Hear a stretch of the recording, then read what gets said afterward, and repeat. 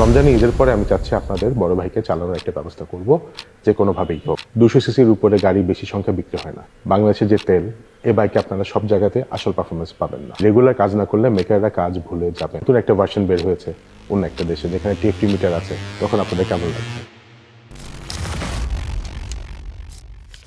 আসসালামু আলাইকুম এভরিওয়ান, কেমন আছেন সবাই? আশা করছি সবাই ভালো আছেন এবং সুস্থ আছেন। নতুন আরেকটি ভিডিওতে আপনাদের স্বাগত।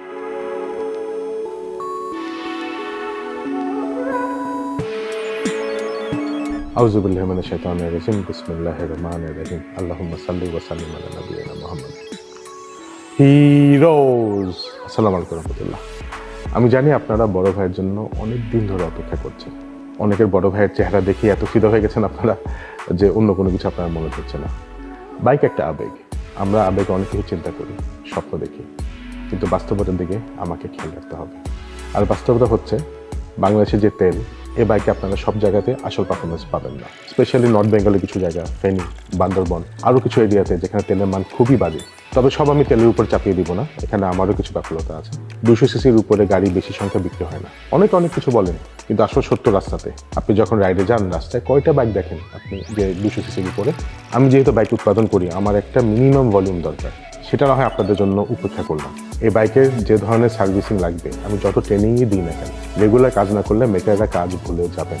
আরেকটা ব্যাপার আমার কাছে খুবই খটকা লাগে, এরকম একটা হাই এন্ড বাইকে টিএফটি মিটার না থাকা। যেখানে আমার নতুন 125 সিসিতেই টিএফটি মিটার থাকবে। আপনি যদি এই বাইকটা লঞ্চ করার কয়েক মাসের ভিতরে যদি দেখেন নতুন একটা ভার্সন বের হয়েছে অন্য একটা দেশে, যেখানে টিএফটি মিটার আছে, তখন আপনাদের কেমন লাগবে? আমি 1 মাস আগে আমার কিছু পরিচিত বাইকারদের বড় ভাইকে দেখিয়েছিলাম। ওনাদের ইনপুট নিয়ে আর মাঝখানে কয়েক মাস চালিয়ে যে রেজাল্ট পেয়েছি, সেখান থেকে কিছু ইমপ্রুভমেন্ট আমি এনেছি। তো রমজান মাসে আমি আবার টেস্টিং করব ইনশাল্লাহ। রমজানে ঈদের পরে আমি চাচ্ছি আপনাদের বড় ভাইকে চালানোর একটা ব্যবস্থা করব, যে কোনোভাবেই হোক। তখন আপনাদের কথাবার্তা শুনে আমি সিদ্ধান্ত নেব যে কী করব। আপনাদের আমি এখনই জানিয়ে দিলাম, কারণ রমজান মাসে হয়তো অন্য ব্র্যান্ড কিছু অফার দেবে ওনাদের 250 সিসিতে। আপনাদের কারো যদি এখনই বাইক দরকার হয়, আপনারা অপেক্ষা করেন না, কারণ বড় ভাই কবে আসবে ওটার ডেট ফিক্স নাই। আপনি একটা বাইকের জন্য আশা করে যখন অপেক্ষা করতে থাকবেন, একটা পর্যায়ে দেখবেন আপনার মনটাই হয়তো উঠে গেছে। তো অপেক্ষা করেন না, বড় ভাই যখন আসবে ইনশাল্লাহ, তখন সিদ্ধান্ত নেবেন আপনি ওনাকে নেবেন না একটু ওয়েট করে নেবেন, অথবা আপনি এর মধ্যে যে বাইকটা নিয়ে নিচ্ছেন সেটাতে আপনি হ্যাপি আছেন। আলহামদুলিল্লাহ, ঈদের পরে সামনাসামনি কথা হবে বড় ভাইকে নিয়ে। আপনার আগে চালিয়ে নেন না, আগে তারপর কথা বলি, কি বলেন? সবাই ভালো থাকুন। আসসালামু আলাইকুম রহমতুল্লাহ।